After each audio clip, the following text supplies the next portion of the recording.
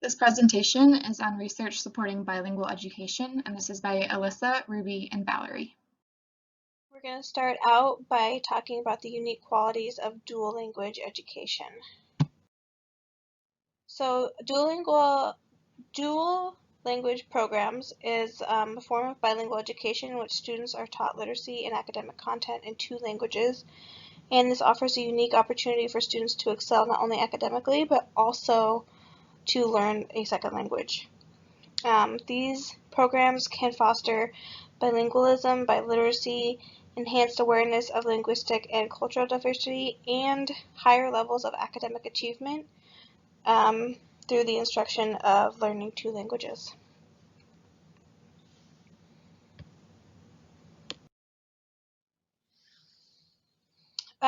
Teachers and staff for dual language programs, there's a couple things that they need to qualify for. So despite that the U.S.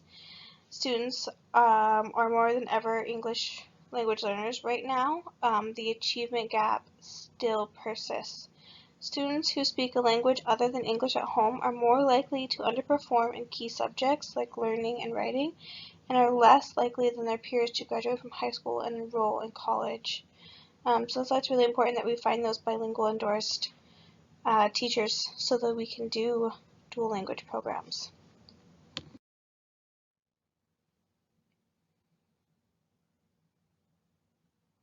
There are two kinds of dual language programs, the two-way and the one-way dual language education. Two-way dual language programs are based on the premises that two groups of students learn together in a systematic way so that both groups become bilingual and biliterate in two languages.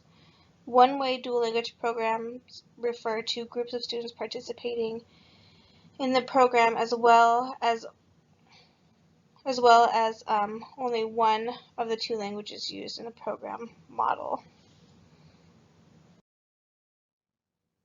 So there are some criteria for effective two-way and one-way dual language education.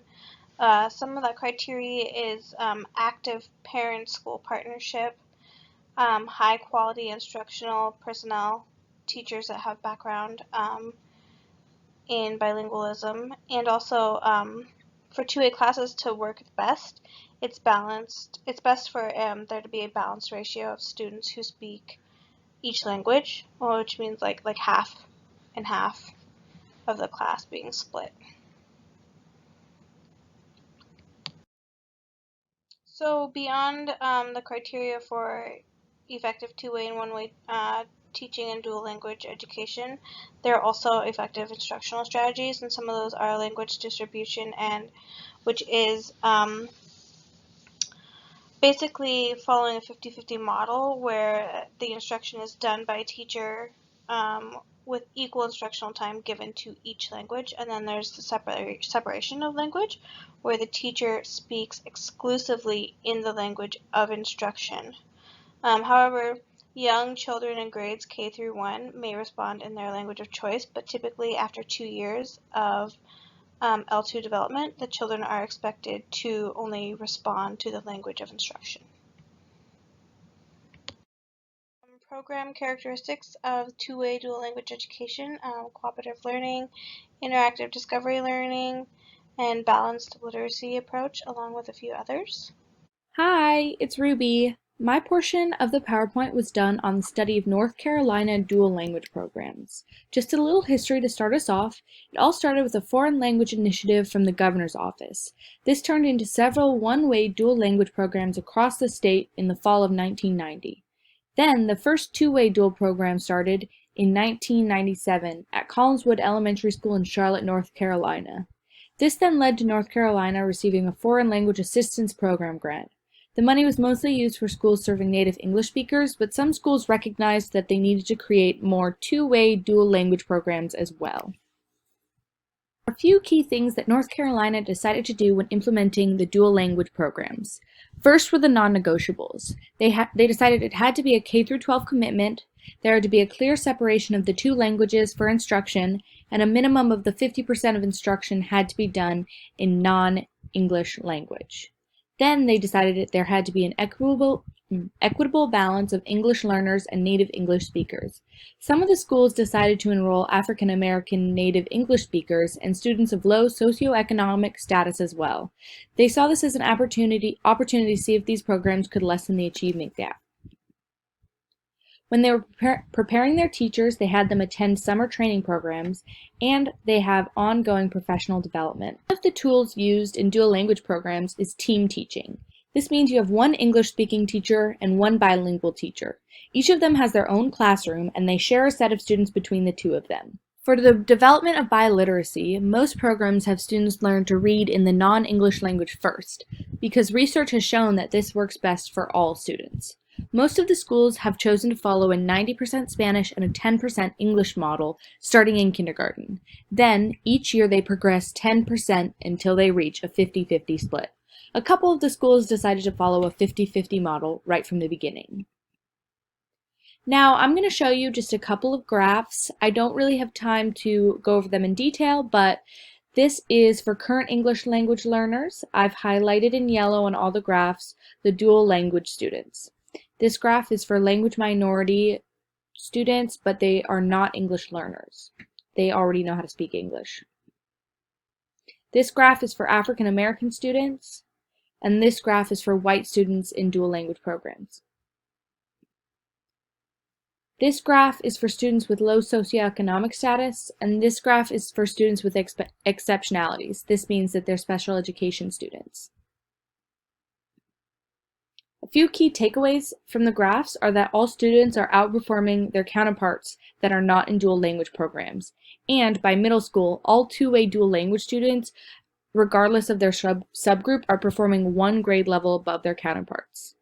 The last takeaway is that two-way dual language programs could help lessen the achievement gap. As you can see from this list, in North Carolina, the number of dual language programs has skyrocketed. Thank you.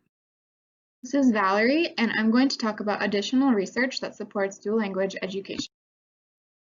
This graph, called the graph, comes from Thomas and Collier's original research, and it was first published in 1997. Now, this was based on over 42,000 longitudinal or long-term student records.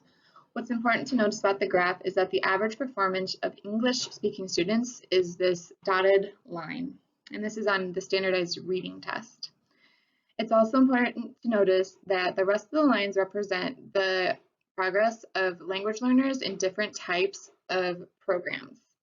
And the only two that managed to even come close to closing the gap are these two, which are both dual language programs, one-way and two-way programs. And 28 more years of studies continue to show the same patterns in student achievement in all regions around the United States, in all contexts around the United States, and this is also used around the world and shows the same patterns. One major takeaway from this graph is that only dual language programs eventually close all of that achievement gap. It's also important to notice that it's easier to close the gap in elementary school than in middle or high school because the cognitive demand becomes more difficult in those later grades, so it's harder to close that gap. It's also important to notice that first language support is especially important for students from low socioeconomic backgrounds, and that it's important to develop both language and cognitive demand. And first language support is crucial in supporting that cognitive development. An example of additional research that supports this comes from the Woodburn School District in Oregon. You can see a lot of information about the district here, but it's important to notice that they have Hispanic, English-speaking, and Russian students, and that their goal is for all students to graduate fully literate in two languages, English plus Spanish or Russian. Now, the study spans 15 years with 4 superintendents and focuses on students who received at least 5 years of dual language instruction. Some findings from the Woodburn School District evaluation include that English learners progressed at a faster pace each year than native English speakers. You can see that on the graph right here. So this top line represents the growth, the pace of English speakers over their grade levels from 2001 to 2005, from grade 3 to 7. And then the other two lines represent the language learners. So you can see they're growing at a faster rate and nearly closing the gap there at the end. And it's important to notice that the gap closure takes a long time. From grade 3, it takes 6 to 7 years to close the gap, and it can take even longer if students start in later grades because of the greater cognitive demand. I looked a little bit more into dual language programs in Washington State, and I found out there are only 28 registered dual language schools in Washington, which is a lot less than the I think, nearly 200 in North Carolina that Ruby talked about. Our OSPI does have a lot of really great resources for dual language education on their website. You can see a summary of what's on their website here, and then I found these videos for stakeholder buy-in especially interesting and helpful.